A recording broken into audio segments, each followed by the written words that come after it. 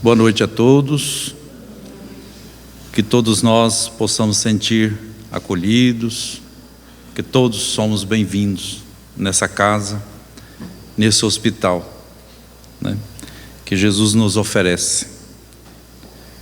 E vamos continuar com os estudos da noite, mas antes nós vamos pedir a Deus, a Jesus e a todos os nossos benfeitores para preparar a nossa mente, as nossas condições para aprender em nós, como foi uma das últimas falas através da nossa irmã, agora há pouco, aproveitar bem em nós as orientações que o Evangelho nos traz. Então vamos recolher na intimidade que somos, agradecendo a Deus pela vida, pela oportunidade da encarnação, pela oportunidade dos amigos, dos companheiros em nossas vidas, dos familiares, pela oportunidade de viver nesse país, que é um verdadeiro hospital, né, para as nossas almas. E estar hoje em uma casa espírita, num lar, onde nos acolhe, é motivo também, Senhor, de agradecimentos.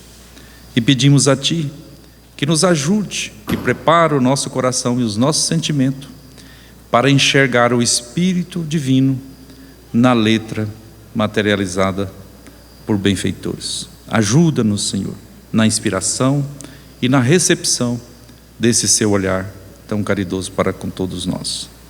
Que o Seu amor e a Sua presença continue em nossas vidas, hoje e sempre. Que assim seja. O ser humano, né,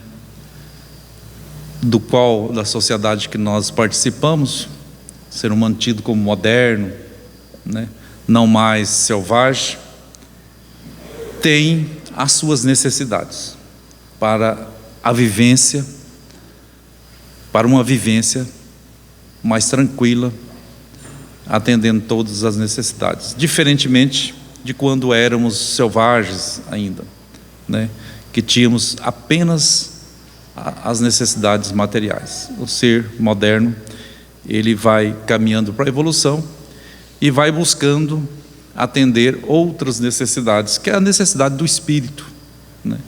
Se bem que também nos selvagens eles buscam essa ligação com o ser criador, porque a lei de Deus está escrita na consciência, não importa se ainda nós somos selvagens ou não, né? Selvagem na maneira de dizer, de viver afastado da sociedade, um grupo ainda com conhecimentos rudimentares, porque somos seres humanos e a lei de Deus está escrita na nossa consciência.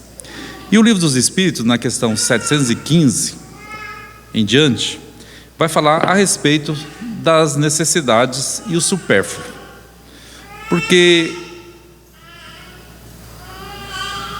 tantas coisas causam-nos sofrimento e a gente acha que é necessário, né? E a gente vai ver que o Espiritismo nos traz uma baliza, uma rota segura também entre o que é supérfluo e o que é necessário, porque para um algo é extremamente necessário, enquanto que para outro aquilo não tem significação nenhuma. Do ponto de vista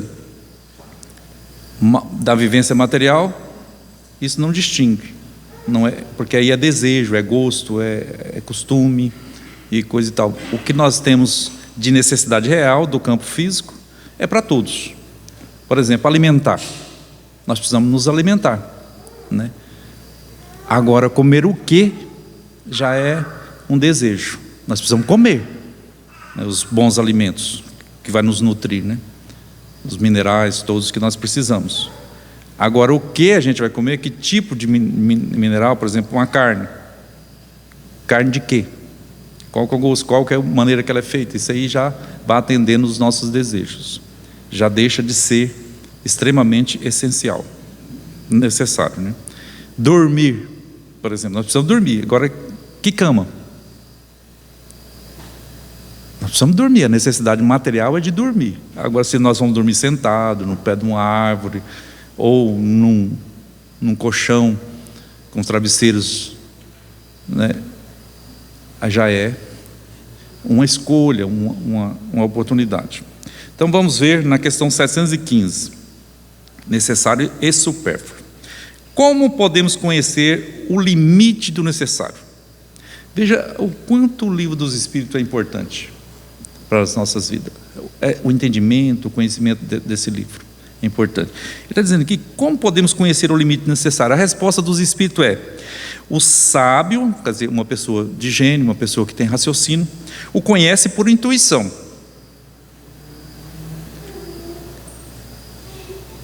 Muitos só conhecem por experiência e às próprias custas. Nós falamos de comer, nós precisamos comer, né? Comer quanto? O sábio, uma pessoa que tem discernimento, ele vai comer o necessário para que o corpo não venha a reclamar. Nós costumamos dizer que enfiamos o pé na jaca, né? Hoje o almoço estava tão bom que enfiamos o pé na jaca, depois temos que tomar uma medicação para ajudar na digestão, ou para equilibrar as questões fisiológicas, né? De colesterol, de diabetes e tudo mais, né? Então, uma pessoa de gênio, de raciocínio, ele sabe por intuição, ele sabe, olha, eu só posso comer esse tanto aqui, se passou disso aqui, vai me fazer mal. Mas nós, no geral, nós vamos ver o que dá. Isso em tudo. E aí nos gera sofrimento. Esse supérfluo, esse que excede da necessidade. E nós olhamos, por exemplo, para nossas vidas cotidianas. Porque o Evangelho é uma orientação para a nossa vida cotidiana. Não é para a gente viver aquilo que a gente não vive. Não é. É necessário, é essencial para a nossa vida. Ele vem nos orientar para a nossa vida, porque a gente fala assim, eu vivo uma vida material. Não, nós vivemos uma vida espiritual o tempo todinho, porque nós somos espíritos. Estando num corpo como esse, um avatar como esse, biológico, ou em outro, qual que é a diferença? Quanto melhor esse organismo nos proporcionar as nossas condições, que o espírito cada um tem, melhor é, né? Então, se um dia a gente tiver condições de estar num corpo, vamos dizer assim, num aparelho, com mais condições do que um corpo físico, dando-nos condições para expressar o nosso ser espiritual por inteiro, melhor é, né? Enquanto que a religião, ela vem contrária à ciência que prega essa evolução, né? Ela vem e diz que não pode, que é contra a vontade de Deus. Não, não é. Porque os espíritos, por exemplo, eles têm um corpo sutil, o corpo espiritual, o perispírito, do qual Allan Kardec nomeou, para a gente entender. É um corpo material, só que não na frequência de um corpo físico, biológico. Mas ele também tem as necessidades, tem as condições, né, para o espírito existir, né, se fazer individualizado. Então, a maioria de nós só conhecemos esse limite às custas das nossas próprias experiências. E às vezes isso dói, e dói muito. 716. A natureza não traçou o limite de nossas necessidades por meio da nossa organização? Sim, mas o ser humano é insaciável. A natureza traçou o limite de suas necessidades por meio de sua organização, mas os vícios alteram sua constituição, eles criaram necessidades que não são reais. O que é vício? É tudo aquilo que desvirtua a nossa organização psicológica ou fisiológica. Aquilo que constrói são virtudes, e aquilo que destrói ou desequilibra é os vícios. E às vezes não é só os vícios que nós já vem na nossa mente aí, drogas, bebidas, cigarro, né? O pensamento. O que eu estou pensando? O que eu estou desejando? Eu vou conseguir? Se não, vem a frustração. E aí junto vem um monte de outros desequilíbrios, até na questão do sentimento uns para com os outros. A 717. Que pensar dos que se apropria dos bens terrenos para proporcionar o supérfluo a si mesmo, em prejuízo daqueles a quem falta o necessário. O que pensar, né? Nós temos aí no noticiário ultimamente uma coisa bem aberrante, né? Bem assim, tirando uma parcela do minúsculo ganhos daqueles que trabalharam tanto, né? Pensando só em si próprio, enriquecer e ter. O que pensar disso? Os Espíritos dizem: desprezam a lei de Deus e terão que responder pelas privações que houver feito os outros sofrer. Então, tudo que nós fazemos, asseverou Jesus com muita sabedoria, nós não estamos fazendo, não é só contra o outro. Às vezes, no momento, está atingindo o outro. Mas tudo que nós fazemos de fora da lei de Deus, estamos fazendo contra nós mesmos. Nós vamos ter que voltar ali, naquele ponto, e resolver esse problema. E tudo também que nós fizermos de bom, contará na contabilidade da nossa existência. Sempre. Aí a questão 719. Vamos pular a 718? Vamos ver a 718. A lei de conservação nos obriga a prover as necessidades do corpo? Sim. Sem a força e a saúde, o trabalho é imprescindível. É impossível. Então, nós precisamos nos alimentar muito bem, né? Sem o exagero. O que faz mal é o exagero. E é em tudo. Por exemplo, nas nossas falas, nas nossas conversas com os nossos amigos, nossas vizinhanças, quando a gente extrapola a lei do necessário, já começa a criar atritos de convivência, de perturbação em geral. A 719. É censurável o ser humano procurar o bem-estar? Então, quer dizer que a gente não pode, né, desejar dormir numa cama boa, onde vai nos proporcionar um conforto. É isso que o Espiritismo prega? Não. Ele diz assim que o bem-estar é um desejo natural do ser humano. Quanto mais bem nós estivermos, melhor, né, será o atendimento da nossa natureza existencial. Deus proíbe só o abuso. Só o abuso. Porque o abuso é contrário à conservação. Não considera crime procurar o bem-estar, se esse bem-estar não for adquirido às custas de alguém, e se não enfraquecer vossas forças morais, nem vossas forças físicas. Veja aqui que, não, eu estou trabalhando de noite para mim adquirir esse veículo e ele vai me proporcionar um bom-estar. Mas não está sendo exagerado? Seu trabalho não está usando demasiadamente as suas forças físicas, as suas forças intelectuais e tudo mais, para alcançar esse objetivo, que teoricamente a gente pode viver sem? Então tudo tem que ter uma medida, e é de indivíduo para indivíduo. Um tem mais força física e mais pulso para buscar aquilo que deseja, enquanto que o outro, sem prejuízo físico, psicológico, para ninguém, enquanto que o outro tem mais dificuldades, né? O importante é que cada um procure conhecer-se. E nesse mesmo livro dos Espíritos, na questão 919, Santo Agostinho nos traça um roteiro seguro para que a gente possa nos conhecer. A gente conhece o marido, a esposa, o vizinho, a comadre, menos a gente. Desde a escola, quando o professor, nos primeiros dias de aula, nos propunha a apresentação aos colegas, a gente ficava assustado, a gente fica até hoje. Fala um pouco de você, Sara. É difícil, né? Porque a gente não nos conhecemos. A gente fala um pouco do Sara, Leovaldo, dá um instantinho. Eu sei falar tudo, que eu acho que eu sei, que é uma ilusão. É uma visão superficial, né? Porque a gente vive fugindo desse equilíbrio. Porque para equilibrar-se, precisa se conhecer, precisa conhecer qual que é a minha real necessidade, né?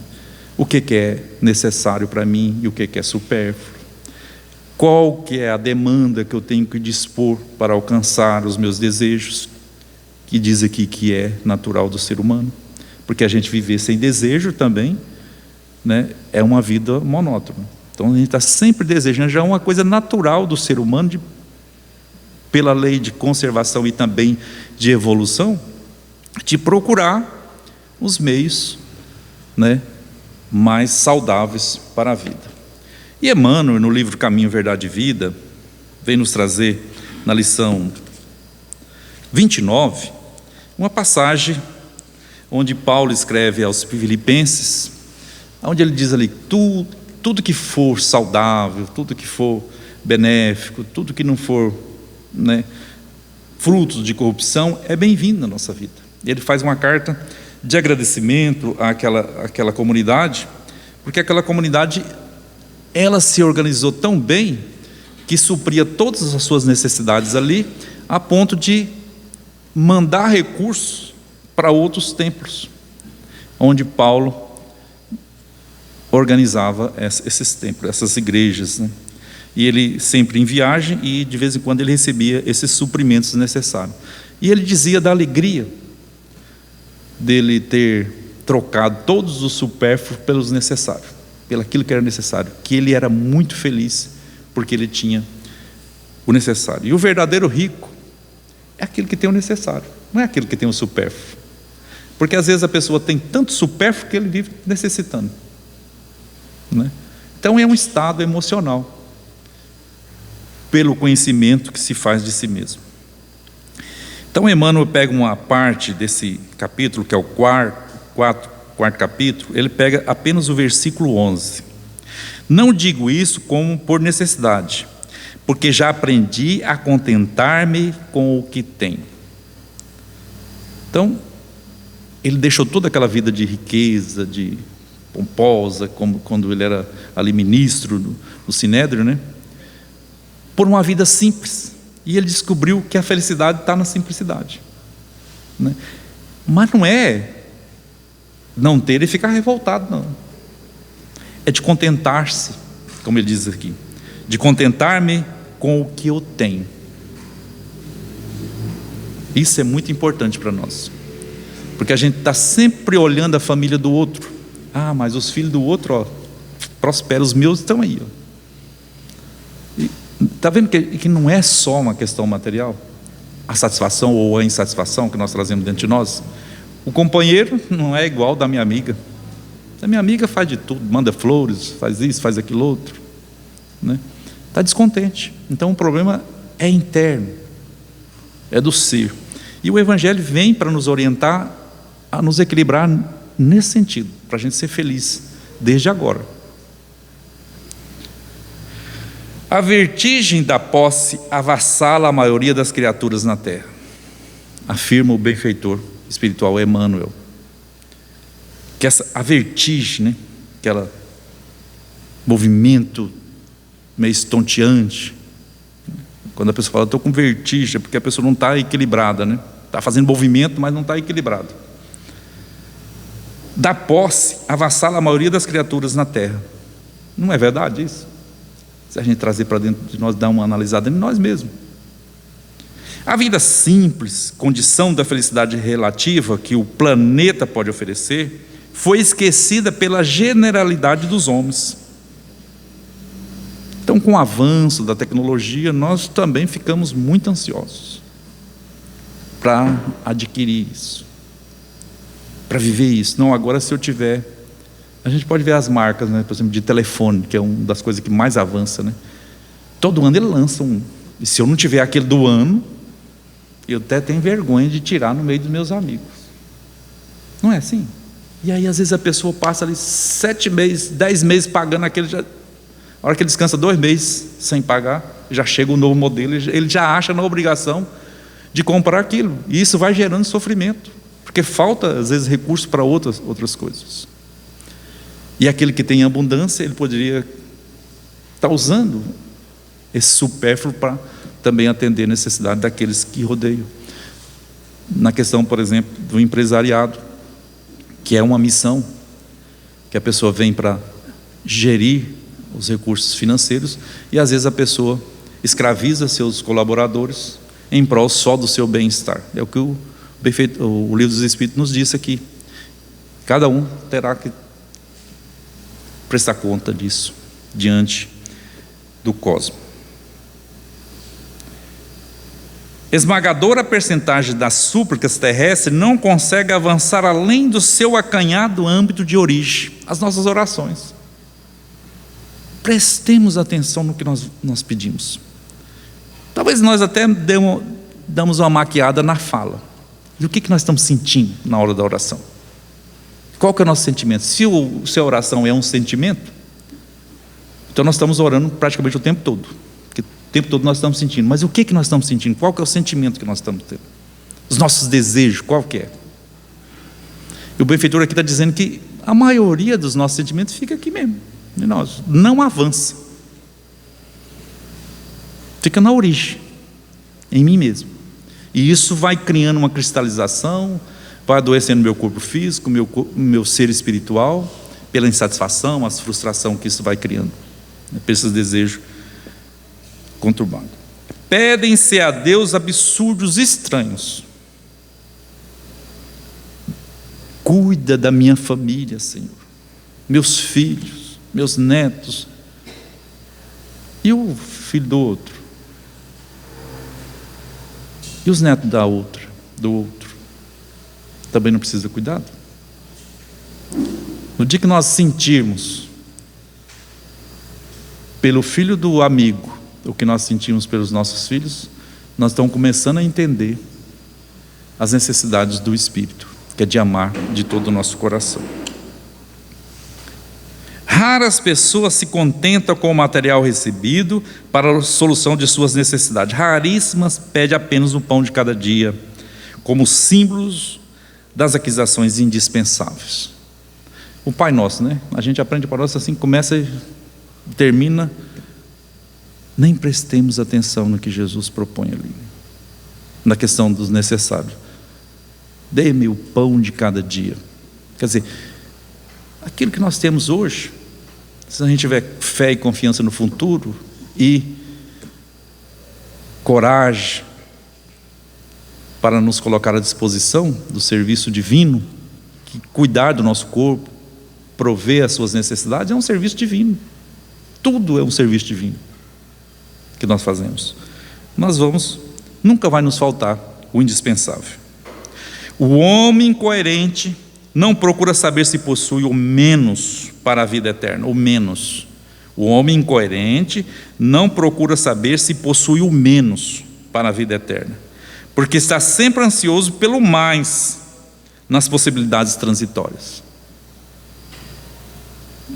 Está sempre ansioso. Qual que é o sentimento do momento? Ansiedade. Vai tomando conta da gente. E aí a gente come mais, a gente dorme menos, trabalha muito mais, às vezes além das forças físicas, adoece, não dá atenção para um filho, não dá atenção para o cônjuge, enfim, por conta dessa ansiedade, a incoerência nossa. Geralmente permanece absorvido pelos interesses perecíveis, a gente vive absorvido, insaciado, inquieto, sob o tormento angustioso da desmedida ambição. Ele não está dizendo que a ambição é condenável, a desmedida ambição, né? E aí a gente olha para a nossa vida, como que é? O que gera sofrimento para mim?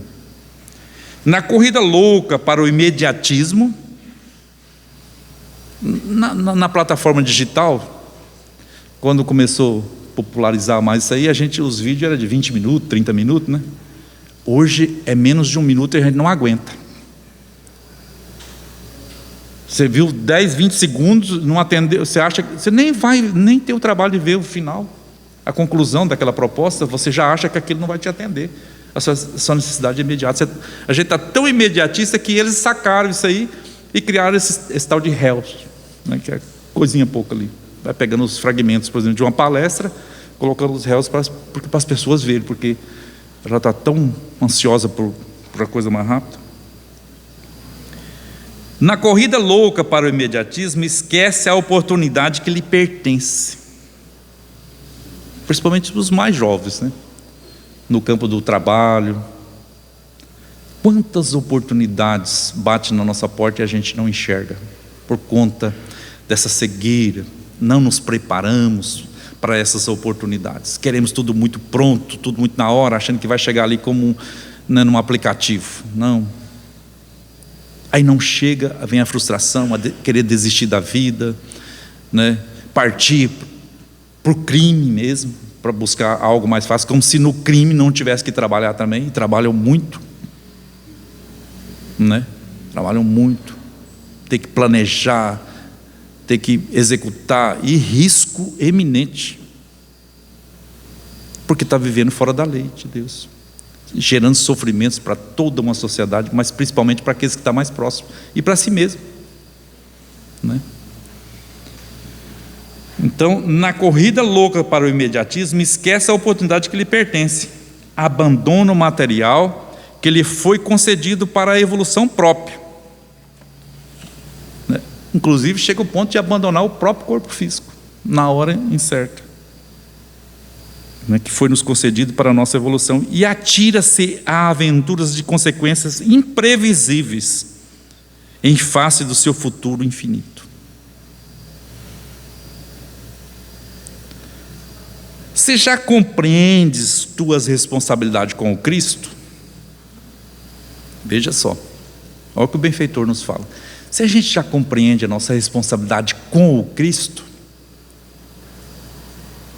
não é para Ele não, Ele já é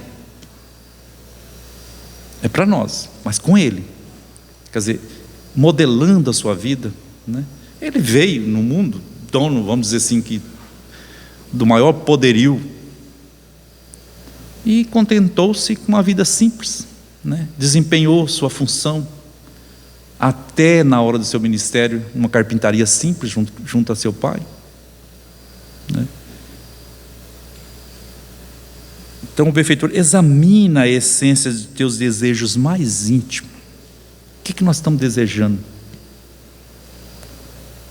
É para a gente examinar. Lembra-te de que Paulo de Tarso, o apóstolo chamado por Jesus para a disseminação da verdade divina entre os homens, foi obrigado a aprender a contentar-se com o que possuía, penetrando o caminho de disciplinas acerbas, de disciplinas amargas, duras. Quem leu, e quem não leu ainda, uma recomendação muito importante, ler o livro Paulo e Estevão, psicografia de Francisco Cândido Xavier, pelo Espírito Emmanuel, né? Que nos traz, Emmanuel? Pelo Espírito Emmanuel, que nos traz toda a trajetória daquele discípulo. A gente só pega uns versículos da Bíblia e acha que foi muito fácil, Jesus apareceu lá e ele mudou. Não, aqui o benfeitor está afirmando: penetrando o caminho de disciplinas acerbas. Então, se nós somos indisciplinados, para disciplinar vai custar, e às vezes tomar medicamentos amargos nas decisões das nossas vidas. O último parágrafo, uma linha só. Essa fala fundo na nossa vida, do ponto do imediatismo e da responsabilização ao outro por aquilo que nós somos ou que estamos vivendo. Estará acaso esperando que alguém realize semelhante aprendizado por ti? No campo da religião nós criamos a figura do que é o mais falado, inclusive, no meio da religiosidade. Às vezes é mais falado do que o próprio Deus, do que o próprio amor, para culpá-lo. No meio espírita nós criamos, não que criamos, nós fortalecemos a existência do obsessor, do outro que está me atrapalhando. Mas eu estou fazendo todo esse movimento contrário ao que o Evangelho nos traz. Está dando errado, estou sofrendo, está doendo, e eu estou dizendo que é o outro que está proporcionando isso para mim. Aí o benfeitor vem e fala para nós: estarás acaso esperando que alguém realize semelhante aprendizado por ti? Mas Jesus achou graça em mim e vai me salvar. Ele vai te salvar, Ele está nos salvando, mas pelo exemplo de vida que Ele nos deixou. Não é Ele vai pegar você de uma situação e colocar em outra, não vai. É claro que a presença dEle na nossa vida, ela faz diferença, nos impulsiona, nos dá vontade, mas basta Ele afastar um pouco, vamos dizer assim, está lá nos evangelhos.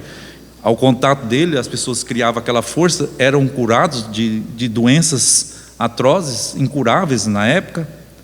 Bastava afastar um pouco, ir para o seu cotidiano, buscar supérfluo, que voltavam a enfermar e morriam, né? E morriam daquela problemática.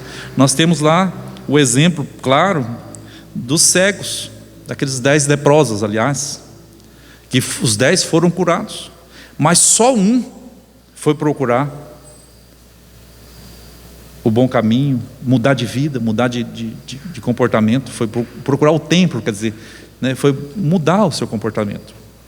E esse não voltou a enfermar, mas os outros 9 enfermaram e com certeza morreram, porque naquela época morria, né, da questão da hanseníase, hoje conhecida como hanseníase, a lepra da época.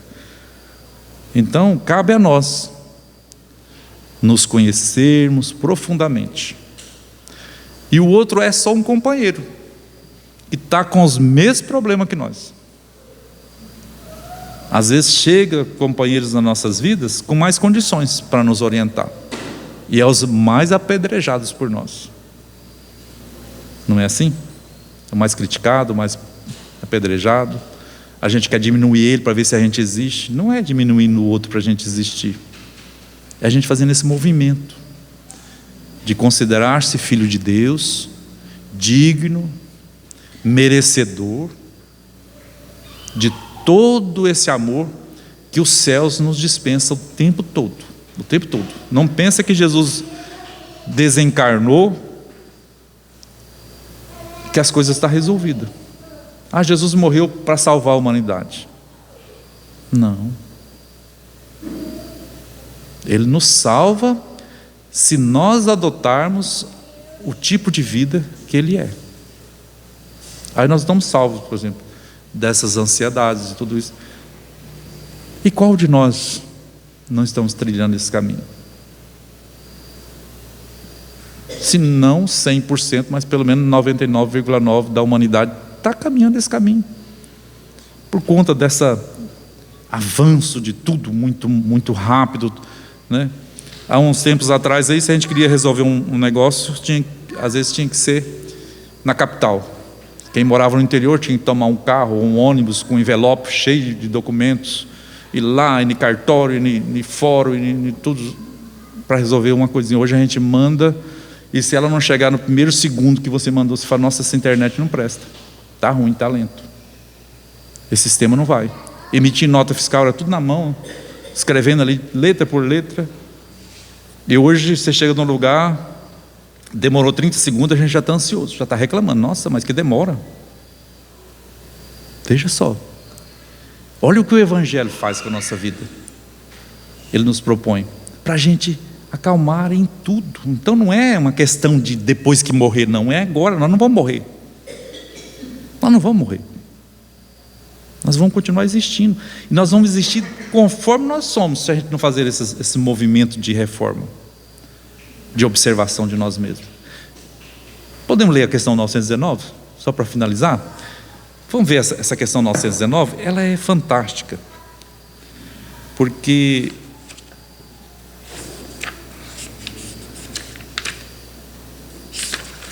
Santo Agostinho, é só uma questão, é um tópico, conhecimento de si mesmo. Allan Kardec pergunta, né, a respeito disso: qual é o meio prático? Qual que é a prática e mais eficaz, prático e eficaz, para se melhorar nessa vida? A gente viu que, por exemplo, Saulo, que depois se tornou Paulo, certamente tinha os motivos para trocar de nome, nós sabemos bem por quê, né? Porque ele tinha um passado como Saulo, e se ele continuasse no ministério, ele fala: não, aquele é Saulo, não, desculpa, aquele ali é o Paulo, não é o Saulo. Se a gente sair, por isso que no meio da família da gente, a gente não faz muito sucesso, né? Porque eles conhecem a gente, conhecem o passado da gente. E isso nunca apaga, às vezes, na mente do outro, principalmente daquele que nos cobra, que está ali, que ela é muito importante para nós, essas pessoas que nos cobram, que nos vigiam, porque nos ajuda até, né, nessa busca do melhoramento, se a gente quiser. Qual é o meio prático e mais eficaz para se melhorar nessa vida e resistir ao arrastamento do mal? Para a gente resistir a esses arrastamentos. Não, eu estou com meu celular, já tem 3 anos, ele ainda está bom, por que eu tenho necessidade de fazer uma prestação que vai me apertar? Só porque eu tenho que atender esse arrastamento? Veja que são coisas simples e que geram, né, complicação para as nossas vidas. Aí Santo Agostinho nos disse: um sábio da antiguidade disse: conhece-te a ti mesmo. Aí Allan Kardec, se dá essa resposta para nós, parece que resolveu. Não resolveu, né?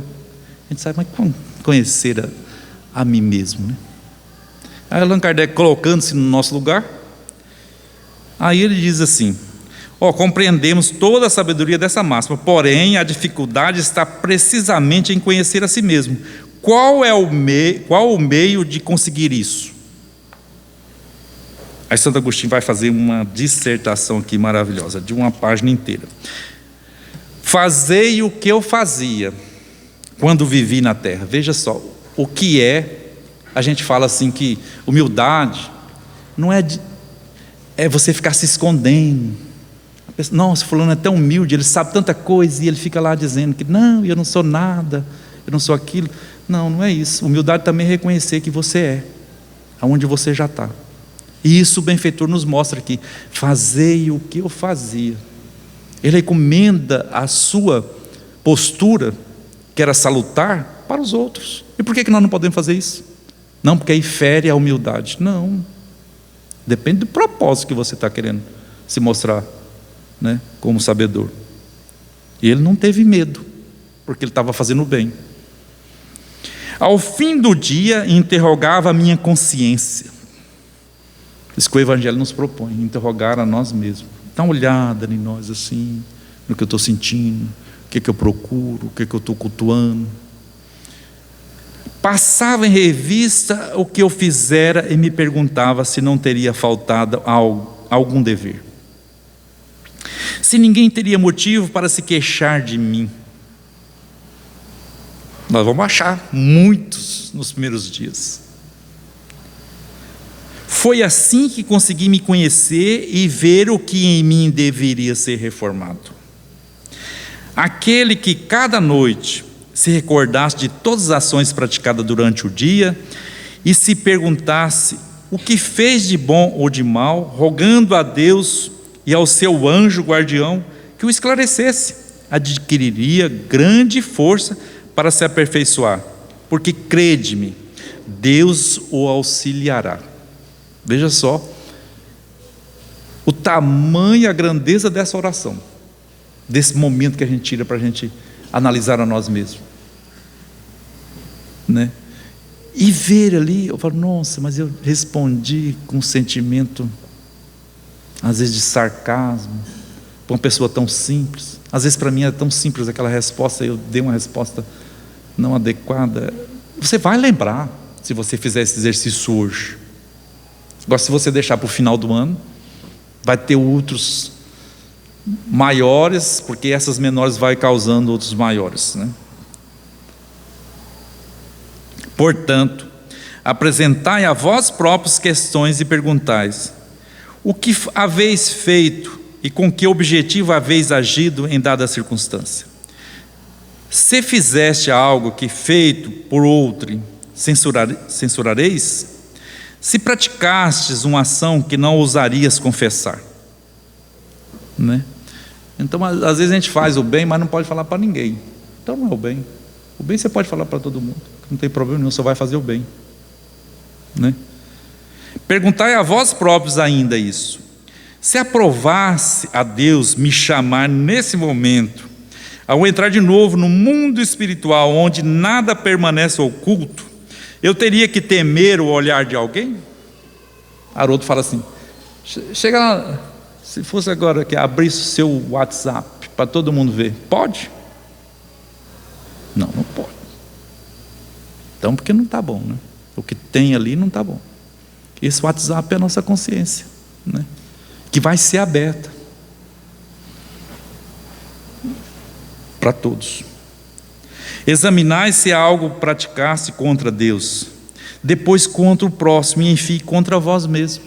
Aqui nós estávamos falando dos exageros que nós fazemos contra nós, contra o próximo, contra a natureza. Que quando nós ferimos a natureza, nós estamos ferindo a Deus. E a natureza não é só as coisas materiais, as naturezas das coisas.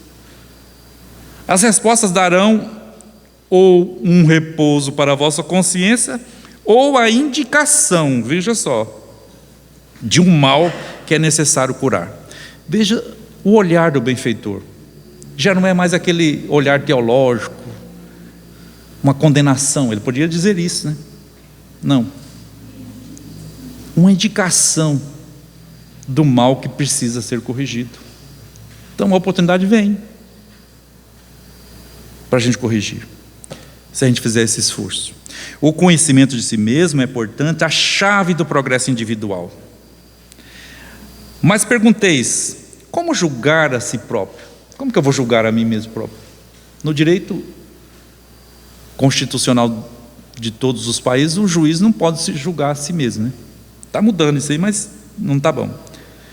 Como não julgar a nós mesmos, assim, diante de uma reflexão dessa? Olha o que ele propõe. Não temos a ilusão do amor próprio, que atenua os erros e os torna desculpáveis? Ele faz essa pergunta também, né? Nós não temos a ilusão própria de que os nossos próprios erros são desculpados? Eu fiz isso porque, né? O avarento se considera simplesmente econômico e previdente. O orgulhoso acredita que tem apenas dignidade. E isso é muito real, mas há um meio de controle que não permite enganos. Quando estiveres indeciso sobre o valor de alguma ação, perguntai como a qualificaria se fosse realizada por outra pessoa. Se a censurardes em outrem, não será legítima em vós, porque Deus não usa duas medidas para a sua justiça. Então, eu fiz porque estava nessas condições, mas o outro também, né? Na questão do trânsito, né? Que a gente é muito apavoradinho, o trânsito dá a resposta logo na hora ali, né? A gente procura saber qual a situação que o outro está, qual que é aquela pressa toda que ele está tendo, se ele está atrasado, se ele tem um compromisso, ou se está ainda atrás. Ele não faz essas perguntas, já xinga ele e a família inteira, né? E isso causa danos para nós. Procurai também saber o que pensam os outros, procurai também saber o que pensam os outros, e não desprezeis a opinião dos vossos inimigos. Porque os amigos, né, ele quer nos agradar, né?